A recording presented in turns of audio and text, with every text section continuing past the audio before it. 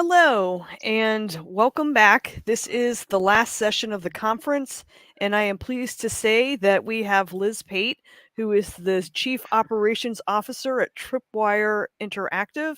And as you guys know, if you've been watching a lot of these sessions today, Tripwire Presents has been one of our sponsors.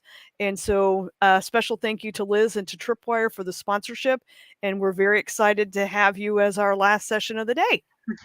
I'm excited to be here. Thank you. Yeah, it's such a great partnership with the PAL group, so it's very exciting. So let's start off. I'd love for you to kind of tell us about yourself and I want to dig into your background a bit. How did you get into making games? How did hmm you get to be the CEO of Tripwire? C COO. COO, Yeah, yes. don't want to take any ownership for It CEO. I don't actually think. might be useful. I mean, I know we might Yeah, talk about this later, but yeah, can you just tell us what does it like in a nutshell, what does a yeah, COO focus on? yeah. That's a great question. I like to say the CEO holds the vision, sets really the strategic vision for the company, and as COO, I am beholden to implement that vision. So basically, I figure out what it takes to get it done. That's in a nutshell. Of course, there's probably 30,000 more Yeah, things that go we'll into dig that. into But yeah. that more Yeah, yeah. later. But yeah, please Yeah. start telling us about your background and what Mhm. you've done. Yeah, sure. So, I mean, I've been in the industry for a minute now. I started at, well, my media and gaming and entertainment history started, I'd say, really at Turner Broadcasting, and that is it's really started as a local company in Atlanta, but a lot of people have heard of Ted Turner, of course. So he founded the company, and uh, entertainment groups like um, TBS and TNT and Adult Swim, Cartoon Network grew out of his vision for Turner Broadcasting, and of course there were news, CNN, and that's what people tend to associate with him. But anyway, so I started what we call it the animation side. So I worked for Adult Swim, and I didn't start in games. I started managing video content for the website, and in those days that was before apps. That was almost even before mobile websites. So, but starting there, and then we we really wanted to, I guess, broaden ourselves and what we were doing, and so we started building flash games. I'm sure that just dated myself significantly, but yeah. So, but based on Adult Swim IP, or intellectual property, shows that we owned the rights to, we would build a game for, and it was fun. We didn't expect a lot of pickup or traffic, but we would often, as the shows got popular, so would the video, so would the game, right? So we had like a bunch of things for Yeah. Now, fans were to these do and games come, and were the games more yeah, like marketing pieces, like people could just log yeah. onto the site and play the games, or were you Mhm. publishing them as commercial ventures? So it started. We didn't make people log in; they could just come and play, and it was all about kind of like hits and daily uniques at that time. But and I guess you would say they were more advertising based, but they were fun games that a user could play, even if they weren't like super fans or anything like that. Um, but yeah, then it grew into, hey, we've done these games based on our IP. What if we look outside and just pick up games from various indie developers that are within the Adult Swim aesthetic, or in keeping with the Adult Swim brand, and then we could really branch out and do it that way. So that was kind of the next step in the evolution of my background. Um, and then we started, mobile gaming blew up, and we got into that field. Amateur Surgeon was the first franchise that I managed on the mobile gaming side. Um, we navigated the free to play transition in Mhm. the mobile business, and then on to PC console. So all the while really supporting not just Adult Swim IP, but working with indie devs to get their games published and helping get their vision brought to life. So yeah. Yeah, what was your favorite sort of IP game that you worked on while you were there? God, it's hard to choose just one. I I really know, did. they've got so many Yeah, great ones. yeah. I really enjoyed Amateur Surgeon. We did, I believe, some if memory serves, 4 iterations of that franchise, and we worked with. He was super young. He's still young. Paul Croft, who went on to the company was called Mediatonic, then the Tonic Group, and Fall Guys, and all that. So it was really Okay. great to like work with him as he was just getting started in the business and watching his career grow as our games grew. So, but I loved that. I loved Robot Unicorn Attack. I think the big Mhm. draw there was, of course, the Erasure song. And then at the end, we launched Samurai Jack on PC console. And that was a really rewarding effort for me in particular because I just personally love Samurai Jack so much. But yeah, it's really it is hard to pick just one, or I Yeah, think I picked 3, but yeah, you picked 3. I'm a I huge did. fan of Aqua Teen Hunger Force, Oh yeah, and Adventure Time. That was the show that I didn't yeah, know about it till I had a son who was roughly that same like, that age group, and I was hmm like, "Oh, wow, so great." And I know that yeah, you guys have done games for both of those properties as well, or we that sure have, yeah, Cartoon Network had. yes, Alright, yeah. cool. But yeah, that's kind of it in a nutshell. That's a several, it's So were you 15 a years of yeah. producer on those titles, or what were you doing with those titles? hmm Yeah, I guess you could say producer. I mean, at the end, I'd worked myself up to VP, where I was overseeing a group of Okay. producers. But yeah, to start out, I believe I started with the title of executive producer, Mhm. and yeah, so overseeing all different aspects of the title. So working with business development to identify either vendors or titles, on through to project planning and QA, and then to launch. So yeah, kind of an end to end service. How Yeah. did you so I'm super curious then, before you started working at, Turner and whatnot, what hmm had you gone to school? Like, did you hmm know, "Hey, I'm interested in getting into entertainment?" What was that career? Did you have a Yeah. degree in a certain area? Like, what did that look like? I know. I wish I could say that it was that straightforward, but I It actually, never is. it never is.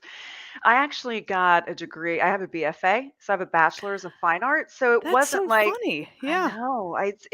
People are like, what? You don't have a computer science or, graphic design background, but no, I don't. I think what got me interested is I've always loved animation. Again, I will date myself, and Saturday morning cartoons were a huge thing to me, to my little brother, and so like it was just always a real love of mine, which is what attracted me to Adult Swim and Cartoon Network. And I'm sorry, were you going to say something? I was gonna say, with the I majored in art history and then Oh, ended nice. up in Yeah. the game industry. So Yep. with the BFA, did you have an area of specialization? Yeah, dance and choreography. Wow, So okay. it's way different than what I'm doing now. But when I try to find like the thread, I really do. I so enjoy working with creative people, which the gaming industry has tons of. So it's all for me. It's about working with creative people on creative projects, right? And like really getting in there and problem solving and building the best game we can build, or application we can build, or piece of software we can build. It's really like that process of curiosity, of really bringing something to life, is what I really enjoy doing. So that to me has been like the thread of my career, I guess you'd say. So when you started at Turner, had you just graduated, or Mm-mm, because I can imagine that they're like, mm-mm. "Oh, this dance major wants to, do these things," not to, Yeah. but I can imagine that people might think that that would be an interesting choice, or how did you make that transition? Yeah, no, I did some things like a lot of kids post college. I went and traveled Europe. I did the cliche there. I taught English in Japan. And so I don't know, I wanted to kind of see the world and explore the world. When I got back is when I got, I'd say a fairly entry level position. Um, in an ad agency working for like on the digital side, which was kind of Okay.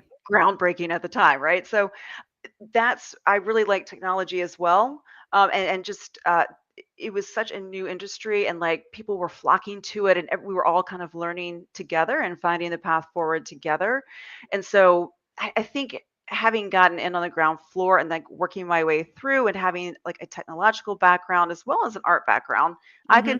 I could kind of marry those two, and like being able to talk to um, an art director and also being able to talk to a network engineer like really did serve me pretty well in my career path.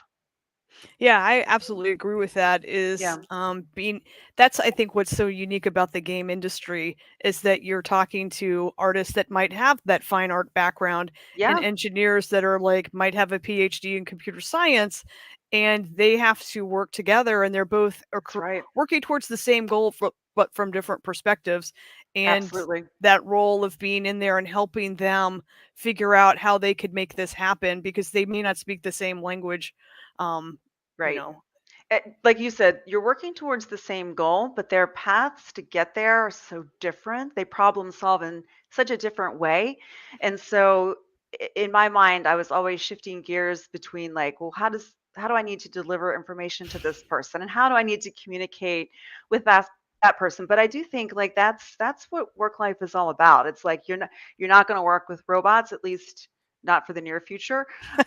yeah, So like how do we best communicate with each other? But yeah, I've always, like you said, it's you're going to the North Star, right? Like you've got yeah, this place you want to go, and we all kind of have to get there together.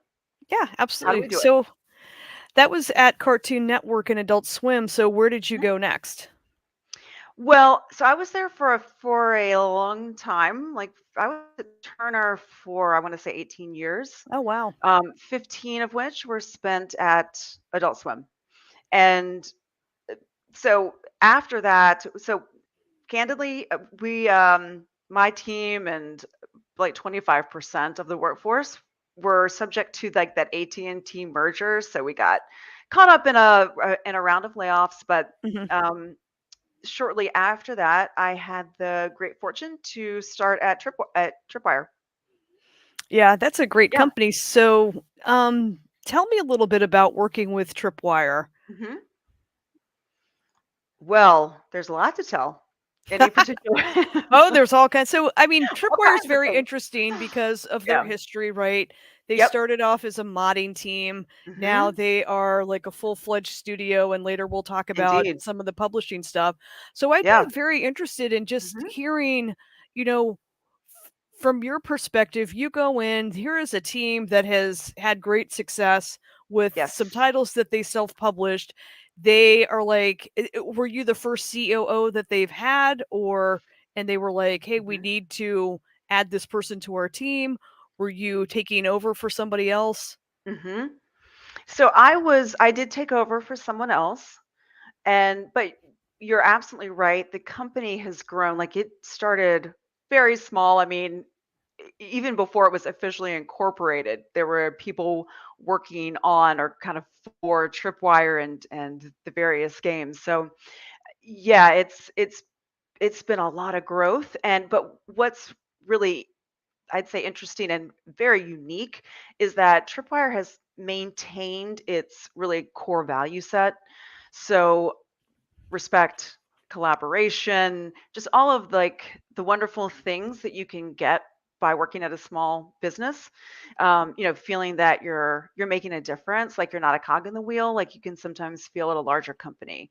And I think coming from modding, which is kind of the same indie dev mentality, like Hmm. there is that like independent streak, right? There is that feeling of like, hey, we built this, we want to protect this, we want to do right by our fans, our players, and that because the company's grown, we're at like between 110 and 115.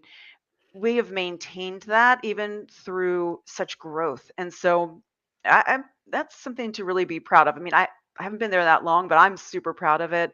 Like we pay homage to the history of the company, but clearly we've people have been doing a lot of things right for a long time at Tripwire. Yeah, and just for the folks who listening who may not be as familiar, but Tripwire Mm, is a company in Georgia. They started out making mods in the Unreal Engine. The first one being Red Orchestra, mhm, that gained popularity. Then they made the Killing Floor, and then Red Orchestra 2. And from there, they mhm. were really able to kind of, I think, pivot to being like a full fledged game developer. Yep. And newer people might know that they released Maneater, which came Mhm. out right when the pandemic started, which I think was the It's perfect game for that, where yeah, you are a probably man-eating right. shark, hours of fun with your family, where you're swimming around and eating Yeah. garbage and people that are in your People. way. Yeah. Yeah. Just such so fun. Mhm. So can you Yeah, give yeah. me yeah, oh, go ahead. No, no, thank you for that background. I guess I don't realize that not everyone might know Tripwire as well as I do, Yeah. but yeah.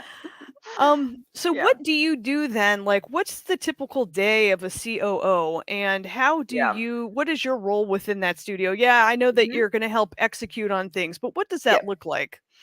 Yeah, that's it. That's a great question. I would say that from day to day, it's varied. So it really depends on kind of what we're doing at the time, what the team's doing, what we're working on. Um, so I oversee art, design, audio production, product, QA, and engineering. I think Oh, I got wow. them all. So so basically, I'm spending my day making sure that those directors managing those teams have what they need to get the job done. I mean, me as CEO, as COO, sorry, slipped. you, you set me up. No, Sorry, Alan. sorry, Alan, not coming for your job. Um, but yeah, so to me, it's really about like making their day-to-day lives as easy as I can possibly make it. So addressing their concerns, um, removing roadblocks where I can, understanding like capacity and where we might need additional headcount. Um, so like those day-to-day tactical things, but up to making sure that I understand the marketplace and like, we saw the mobile marketplace flip Hmm. to free to play.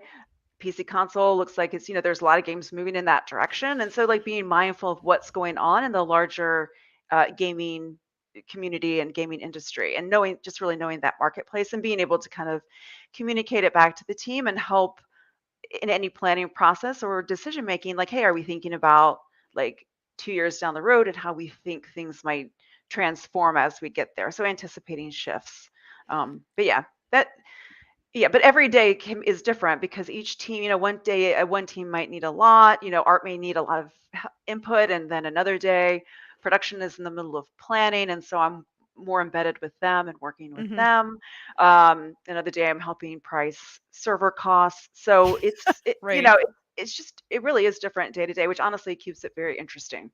And it sounds a bit like it's your studio head role, kind of, plus an operations role. So you're helping the developers, but also helping Hmm. the business. It sounds like when you say, hey, you're planning with production, which I Hmm. think that's really cool that your team, um, how large is the team right now, or how large is the company? Well, the company is like 110 to 115. Okay. And on the internal side, I'm not exactly sure of the breakdown, but it's about like 65 to 75, and then we've got the rest, if I can do that math right, I'd say like another 25 on publishing, and then we've got some people in kind of core like Right. facilities and HR and HR, stuff and like yeah, that. Yeah. exactly. And so that's but it's a good sized team. Like it's still like we can do a lot with a team that size, but it's still manageable. We all know each Okay. other. Yeah. So yeah. Because I know that with a team that like around 100 people, I think it's still, if especially with the DNA that Tripwire Hmm. has of being very Yeah. scrappy and kind of startup, Yeah. like 100 people Yeah. still allows you to have that feeling, like you were saying, Hmm. of hey, I have this awesome idea. Let's make a man-eating shark game. Let's just see what happens, Yeah. right? Yeah. And um, I think it allows the teams to pivot quickly if they see something cool that they want to work on or add to the game, I would imagine. Yes, for sure. For sure. But yeah, you're absolutely right. Again, I think that goes back to Tripwire maintaining like its history, really knowing where Tripwire came from and like how we want to maintain that going forward. So yeah, and you're right. It's about that 100-person mark where you can really like you can do a fairly large, say triple I, bordering on double A game, but Yep. still maintain that scrappiness, a highly collaborative environment, all that. Yep.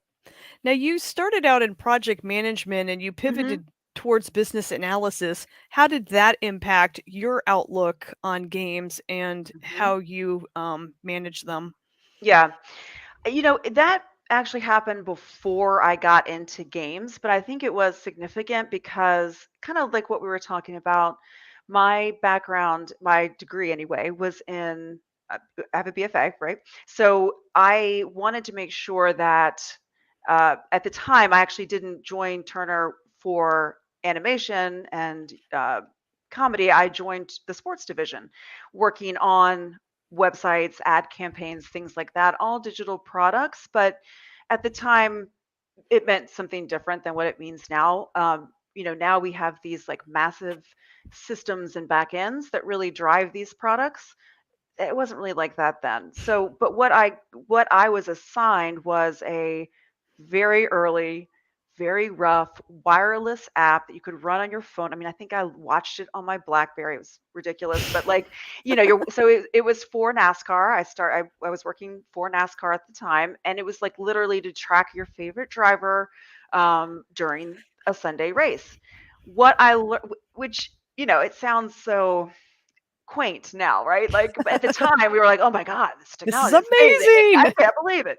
Yeah. Um, but what I learned from that was like I need more systems background. So I went into really a core systems area within Turner, but it was like IT, Oh. and because I really wanted to learn about like uh, networking and engineering and working with customers to get their requirements to like develop these apps and make sure that like they get QA'd properly. And so basically it was all about like knowing my audience, knowing the end user, building a complex system that meets their needs. And what I found is like that process, that is game development. I mean, that's software development at its core, but it's also game development. I mean, there's a lot more to gaming than that. Like it's people say finding the fun, which is not. I don't love that phrase, but I know where they're going with it. But like Hmm. ultimately, you do have to know your player base. You have to kind of give them what they want. I mean, they're your people, and then you have to games now, especially these like online multiplayer games that are so technologically complex, like Hmm. it's systems development on the back, behind that fun game. So Yeah. that's how it served me. Yeah, Yeah, and I think people who haven't had the pleasure of working on a live online product, yeah, yeah, I the was very pleasure. Yep. surprised when I found out all the stuff that goes in that we wouldn't even consider core gameplay stuff, Oh my right? gosh. We have like the Yep. back end team, and Hmm. basically they're kind of over there doing a bunch of stuff that is so critical for the game's health, Hmm. player profiles, social matchmaking, chat, Yep. friends lists, setting up the servers, and All it that. is stuff that whenever I work with a team and I'm like, my first question is this online? And in a way, I'm almost relieved, especially if it's a small, newer team, that they're Yeah. not doing online because I'm like, wow, that's a Hmm. good choice, right? Because to Yep. tackle online play requires, I think, at least some experience with just getting a game out first, Hmm. because basically that back end piece is a whole other kind of game you're developing. Exactly.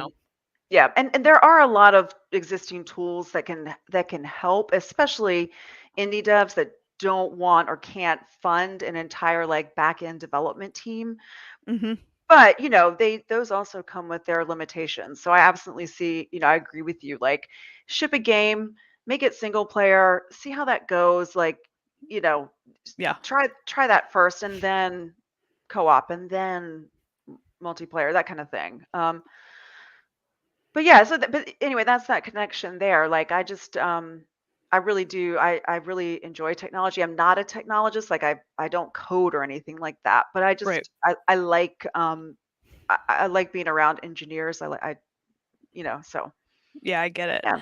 Yeah. So a lot of people listening to the chat might be interested in growing their team or Hmm. sustaining that team. And so we hear about teams that can grow too fast and that leads to Yeah. problems. So do you have a guideline for like what is a reasonable way to grow a team? And we're Hmm. talking like I think our audience, we're starting out with much like Tripwire, like 3 to 4 people. Yeah. They get some success and then they want to grow. Right. Yes, I think I mean, I hate to answer it vaguely, but I think it does depend on what a team is trying to do, the type of game they're trying to deliver. I mean, I there is an inflection point where, like a lot of smaller teams, they want to just they have a game designer, or they have a creative person, and they maybe have a couple of back end people or coders, I should say, and that's kind of what they have to, that's what they can fund, and so that's what they make do with, and that's fine. That's a great place to start. I think as the team grows, what I've seen happen is I, 8 to 12 people really need a producer of some sort, someone to manage the budget and the schedule. And particularly if that indie game studio is working with a publisher, Mhm. it's almost handle like it's not business development per se, it's not negotiations in that way, but a lot of the communication with the publisher about those dates and about costs. Because Yeah. otherwise, it can really swamp a small team, you know? Yeah, I agree with that.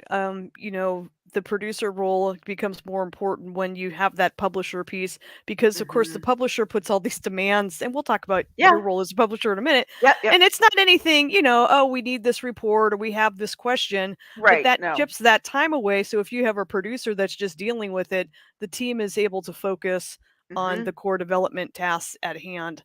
Yep. Um, Yeah, I'll never forget because we were working with the team that was growing from like 4 to 40, yeah, and, at one point, the gentleman in charge turned to me, he's like, I have to order toilet paper for this. Who's gonna order the toilet paper?" I'm like, "Dude, that's your office manager." So, like, I think there's also that feeling of, like, we need to hire, hire, hire, hire, hire. And sometimes teams do because they've either like signed up for a revenue target or a date. yep, But really making sure, like, are we hiring the right people? So identifying that correct skill set hmm and then hiring the right people. I would also suggest a recruiter for this work. Like a lot of yeah, people want to go it alone, and it's that money that you can pay that you sometimes have to pay to a recruiter. It feels like a lot, but my goodness, I've yeah. always found it's worth it. Um, but yeah, I think making sure that you're hiring the right people and then onboarding them properly and with time. Like a lot of people, again, we're all up against deadlines, but really giving people the right amount of time to onboard and setting expectations, like they're not going to be able to like be at 100% on day one. Yeah. So, accommodate that in the schedule. How do you deal this is a great question though, because a lot of smaller teams out there, let's say they're Mhm. at 8 to 10 people, not large enough to have a dedicated HR department, Yeah. but certainly need some type of HR support. Do you have any Hmm. suggestions for what they could do for that or how that might look? That's a great question. I am not an HR expert. I would have to get our CAO for that. But again, so my perspective is more recruiting. And Mhm. again, we always, if on occasion we had like full-time recruiters on staff, but Mhm. that was not always possible. More often than not, was not possible. And so finding an external recruiter that you Mhm. really trust, that really understands your business and what you're trying to achieve, massively helpful. I'm Yeah. sure though, and I'm sure for the HR piece, there are like tools and systems out there that could be for maybe small fee purchased or subscribed to Yeah. that can help small teams. I'm sure that's true, and I know that Yeah. from the hiring standpoint, yeah, you get really bogged down if you're like, "Oh, I'm gonna search LinkedIn and source my Oh own my gosh. candidates." Then you Right. have to schedule them, then you Yes. have to bring them in, and then do the back and forth, and a lot of Yes. times when I'm working with teams that don't have a recruiter, something comes up and I'm like, "Oh, but if we had a recruiter, we could have the recruiter go ask them." Like, in the Exactly. negotiation phase, like, "What are your salary requirements?" Because they Yep. forgot to ask the candidate up front. And so now they're Hmm. like, we really want to find out, but now I feel awkward asking. And I'm like, well, see, Totally. a recruiter could have done Yeah, all that, they do you that kind know. of weeding out. Yeah.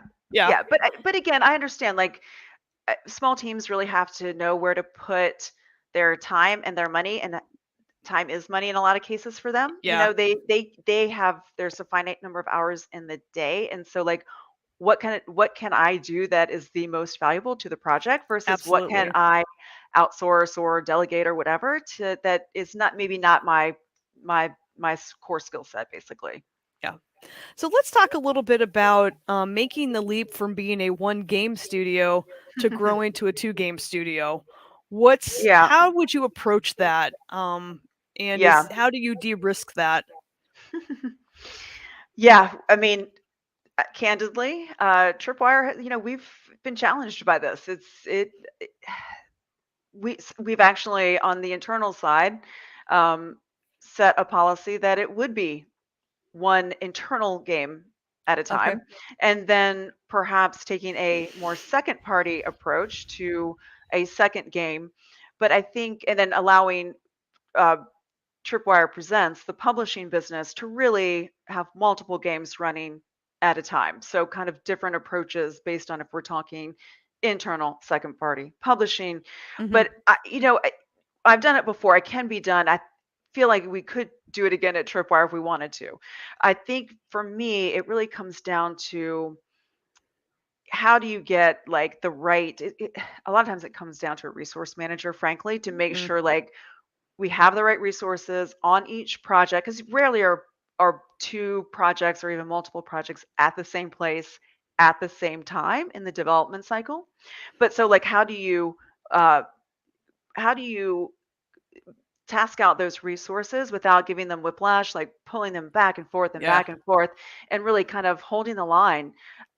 It's very challenging. It's hard to do, but it can be done. You need a resource manager for that, I think. Yeah. You know. And I think too, you have to probably think about the release cycles for the games that you're Yeah. doing, especially if you're doing an online game where you're going to have content. Hmm. um, what that looks like. Are you gonna I mean, I there was a studio I was working with that was trying to release 2 games with 2 Yeah. different teams, and they thought that it seemed like a good idea, and perhaps on paper it seems like a good idea, but, as you Hmm. know, when you're releasing a game, that becomes an all hands on deck situation, and Yes. it becomes very, stressful to try to Hmm. focus on 2 different teams, even if the teams themselves are still creating and developing sort of within their bubble of stuff, but the Right. senior level folks are kind of their attention can get divided. Absolutely. And particularly, I mean, th- that's why, there's internal, there's presents, but in my mind, it's all Tripwire, because Mm, what we have to do is manage those games and their release cycles, particularly because, yes, they may be different teams, but ultimately we share business development resources, and we talk to the same first party people, and there's the marketing team that handles all of this. And frankly, like, we can release multiple tripwire games into the marketplace, but, like, is one going to kind of suck the air out of the room and make the others kind of, like, not have their moment to shine? So, like, I do mhm, think there's that consideration as well. So yeah, we are very strategic about that, and make sure that, like, when we release a game, it has a good halo period around it, so mhm. that, because like you said, it doesn't end with launch. Even if it is a single player game, you're bug fixing, or you're, whatever it may be, handling crash reports, user comments, things like that. um, but yeah, just making sure that you're giving those games buffer and really time to succeed and shine, and yeah, not kind of like getting another one out to market Yeah, like, quickly. just Yeah. shove out the next one as quickly Yeah, as possible. that's not what we do, because we want to make sure that, like, each get a fairly high touch, right? Or really a Yep. very high touch. And so, yeah. If you were asked for a piece of advice from a single developer who's looking to start up a studio, what's the first piece of advice that you would give them? I Well, no, I won't say that. Um, Don't do think it. think long and hard. No. I think it depends on the challenge, like what they're like. Are they hampered by funding? Do they have an idea? Are they still exploring?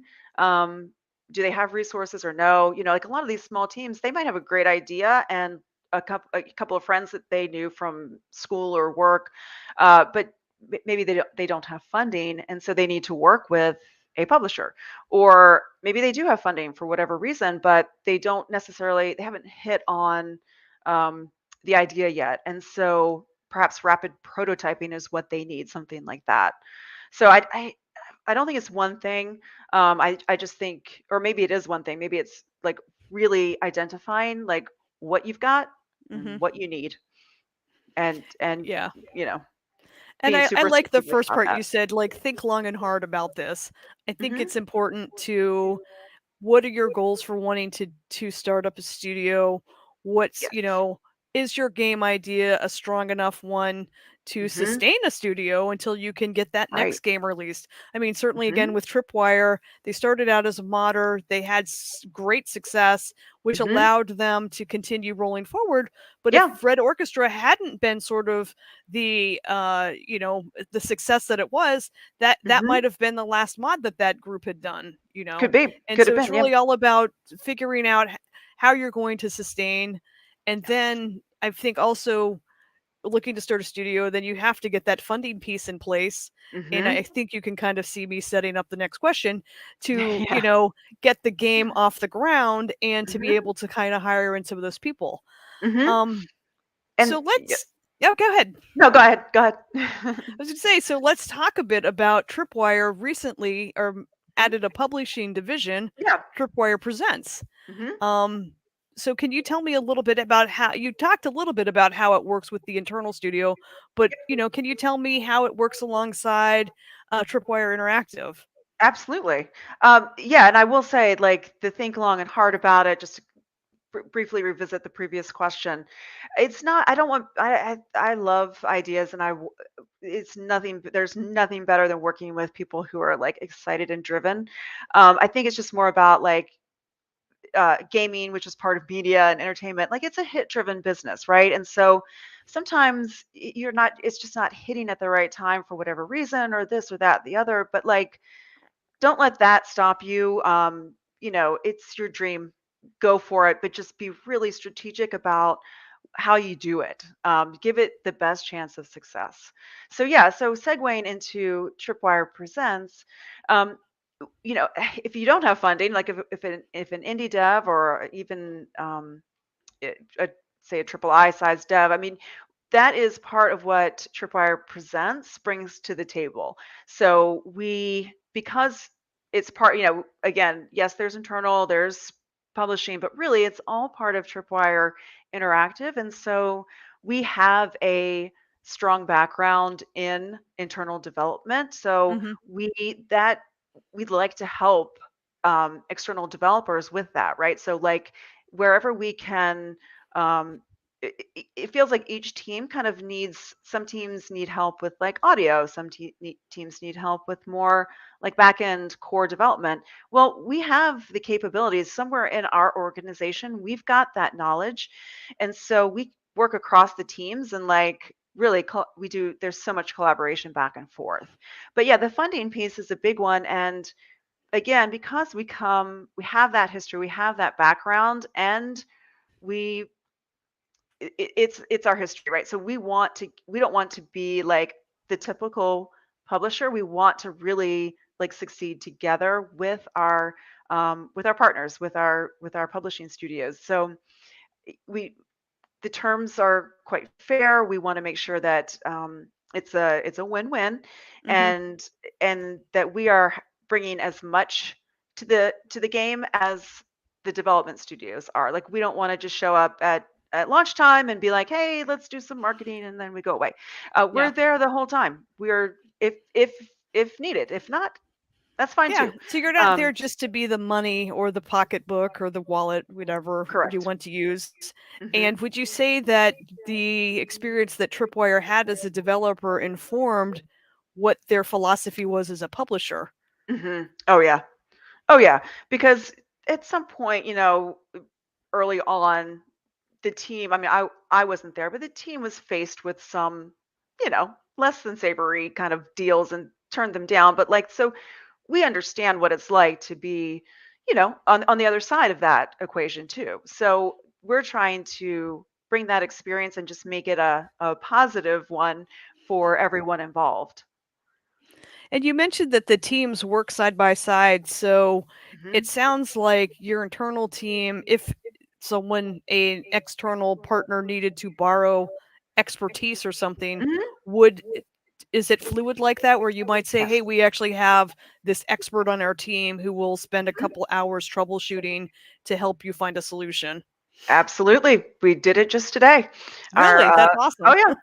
yeah, our audio director was helping out one of our publishing studios with some in-game audio, and so yes, absolutely, it happens all the time, and we like to do it. If we don't have the skill set, then we will go and find it, but Now, do you mostly we do, thankfully. Yeah, it sounds Yeah. like you've pretty much got it. And would you Yep. consider yourself more of a publisher or a developer at this point? Hmm. I don't know. I feel like we're pretty well balanced in that regard. Mhm. I Absolutely. really do. I mean, you know, I, it's again, it would be hard to sort of say one over the It's other. also intertwined, it seems like, It because is. of the experience as a developer, seeing the need for Mhm. the type of publisher you wanna be, it Right. really kind of grows out from that, from that development piece. Absolutely. And we do all of our planning together. So like as we do long range planning, Mhm. it's internal and publishing games. Like we map them out and make sure that like, okay, we're going to move, you know, QA resources here to here to here. And when we go talk with first party, it's going to be all these different games. And, the marketing efforts are, we want to make sure that they're like consistent across the board. So if we're going to PAX East, PAX West, EGX, where people are right now, Gamescom, that all games get that same level of treatment. So yeah, I think it is. I think it's well balanced. Cool. Now, shameless Yeah. plug, you guys Yes. are looking for games to publish. Always. Always. Yes. What kind of games are you looking for? That's a great question. We're really open, and I think sometimes people have this like, if they know Tripwire well, they have a sort of image in mind of what kinds of games that might fit into the Tripwire pantheon, so to speak. But Mhm. really, I think Maneater was sort of a departure from that, somewhat, Yeah. and still blood and guts, but like a departure. Um, Mhm. but yeah, we're open as far as genre goes. We're open as far as like the idea goes. We'll working with established studios, that's perfectly fine with us, or a more startup indie Mm. studio, also great. I think really again what it boils down to is like, do we think the idea is great? Do we think that we can each bring something to the project that's benefiting the other? Um, yeah, I think that's really what we're looking for. And what kind of platforms are you looking for?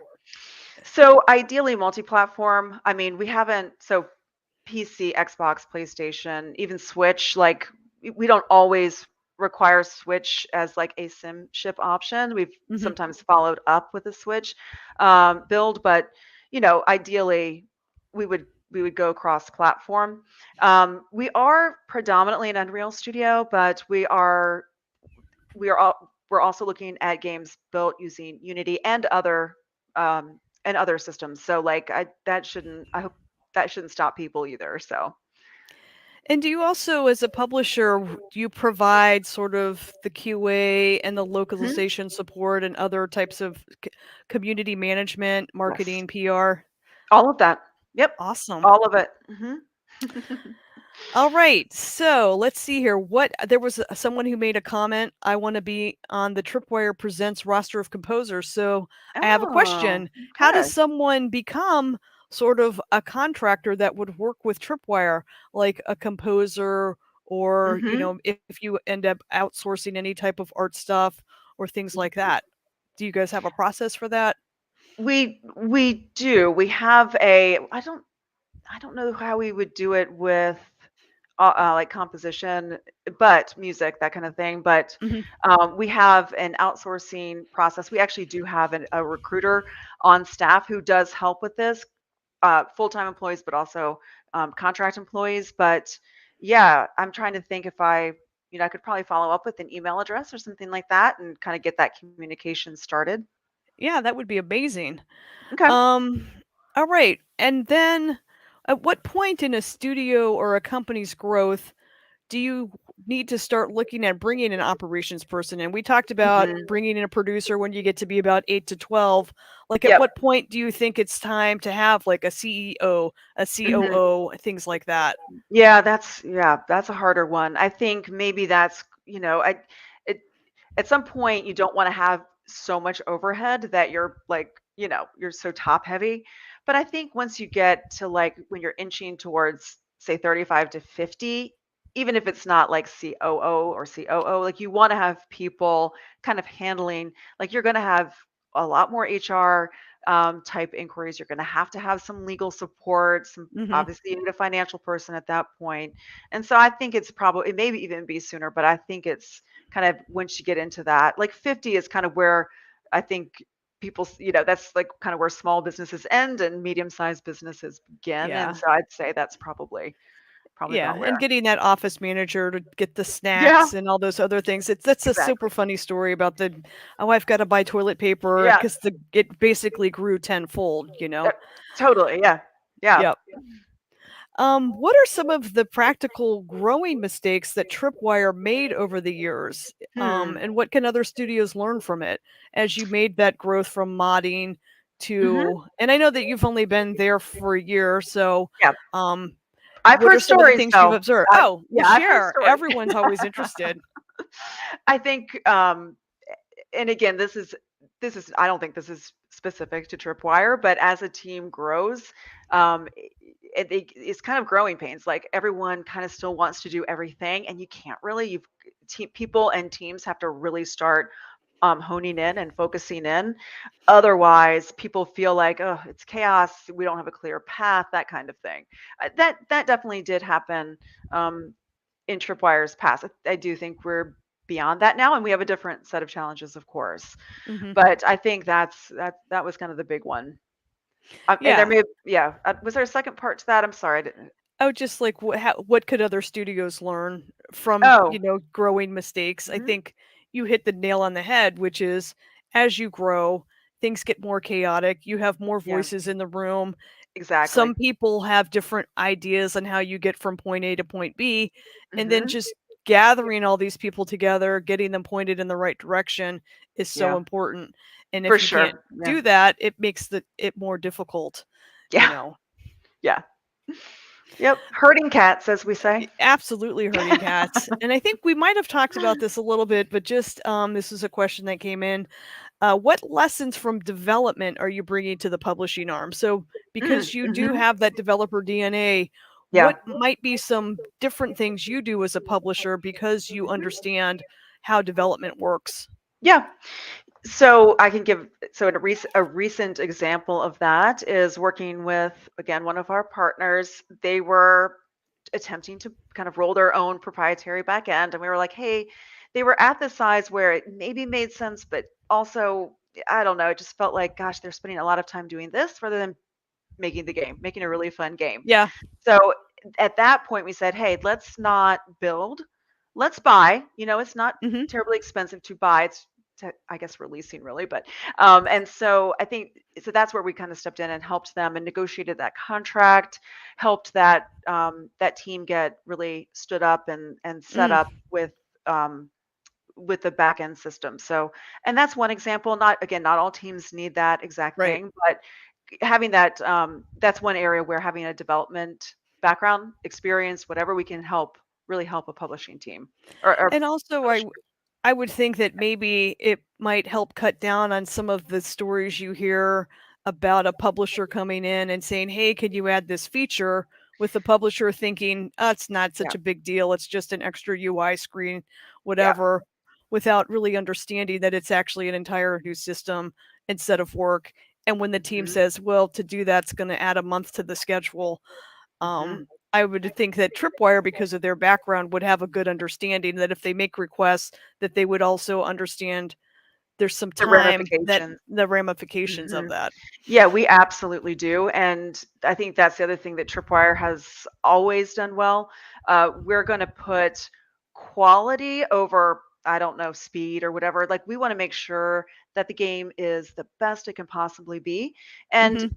we do understand that throughout you can plan the best you can possibly plan, and then you're going to want to, like, things happen, you get user feedback, or Yeah. you get a mock review, and you want to address those changes, those fixes, and it may take time. And so Tripwire has always been really good about, like, giving teams the time that they need to really make the game the best it could be. But you're right, we're not we've been around long enough that we know, okay, this is often going to, like, this is a request that will extend the schedule or the budget or whatever it might be. Yeah. Sometimes you have to say no to those things, but most of the times, if it's going towards, like, game quality, game performance, we'll do it. You mentioned UX testing. That's an Yep. area of focus for me. I think it's Hmm. incredibly important. Can you Yep. talk a bit about, and this will be the last question, what the why UX testing is important, and how you do that, or how you manage it at Tripwire? Sure. Yeah, we do all kinds of testing, but UX is, one of it. We'll do, like, closed betas, we'll do mock reviews, or we'll even get the entire internal team to, like, play a game and provide feedback. But yeah, UI and UX is super important to all of us, and we actually do work with a contractor. She's really more of a consultant that works with us closely to provide feedback, best practices, especially, like, when you onboard into a game, and, like, how do you get into the store, and what is the best user Hmm. experience, like, as people travel around your maps and your levels. So yeah, that's we have a long-standing relationship with a consultant who helps us with that. Oh, that's wonderful. Yeah, Um, it's super valuable. I was going to ask, we're talking about the looking at the features and change, and is it worth it? I mean, Heather, is that Yeah. kind of like when you're working on a project for a couple of years and then somebody goes, we're going to change the single player game into a battle royale where you're dropping in on an island and it's No, it's nothing like that. Nothing like that, because that actually was a mod, right? Battle Royale was a mod using the tools, assets, and systems that had been created prior to the Battle Hmm, Royale piece of it. interesting, so we interesting did get distinction. we Yeah. called for last questions and then we Yes. got a last question. So Okay. Sam, I appreciate you have been hanging out with us all day for the last 2 days. I hope you got some meetings in there as well, but we appreciate it. So, Sam asked how to best identify when it's Yeah. time to do the work internally and when is it time to buy something or even hire a co-dev team. Yeah. To me, it goes to, well, what does my team do the absolute best? Like, where can we provide the most value? So again, going back to my previous example, like, yes, that our partner studio could absolutely have kind of rolled their own proprietary backend. Was that the best use of their time? Not really. It was making a great game. And so Hmm. to me, that's kind of how you have to draw the distinction. You have to be super honest with yourself, because, like, I get it. It's the inclination can be to build and not buy, but you know it's really about, like, how do you make the game the best it can possibly be, and then if you back down from there, oftentimes this gets answered on its own. Awesome. Wonderful. Well, thank you so much, Liz, for Thank spending you all. time with us. Really appreciate it. And of course, another huge thank you to Tripwire Presents for sponsoring the conference this time. And Yay. also, And they're a bunch actually of other sponsoring stuff. and a bunch of other stuff. And they're sponsoring the December event that we'll be having, Yep. another 2-day virtual conference. So come back for more speakers and Hmm. hijinks. Yes, the CEO will be there. Yes, Yes. that's true. The CEO will be talking, and Yeah. I'll call him the COO and see what Excellent. he Yeah, has we to should do say that. about Yeah. that. But Yeah. one of the many British game industry folks that seems to congregate in Atlanta down I there with Michael at Vicarious too. I don't know what it is I about Atlanta that seems to be drawing them in. Yeah, I think Um, it's odd. Thank you, Yeah, everyone. thank you. This is a wrap. Two All days, right. bunch of conference. Not only yes, thank you, Liz, for Tripwire. I also personally want to say thank you to you, Heather, Hmm. because this is the first time that you've been involved, and you put together the speaker list and organized all of that and took that off my plate. And I wholeheartedly appreciate it. And you did a fantastic job. Thank Yep. you. And Thank so you. hopefully we're going to keep doing this for many, many, many more years. Absolutely. But yeah, thank you, everybody. Go if you got a All game, right. pitch it to Tripwire Presents. Yes. Also, thanks to Xola and Vicarious PR for what they do as well. And with that, we're going to go rest for a couple of days now. So, All right. Thanks, everybody. Thanks again. Thank you. thank Bye-bye. you.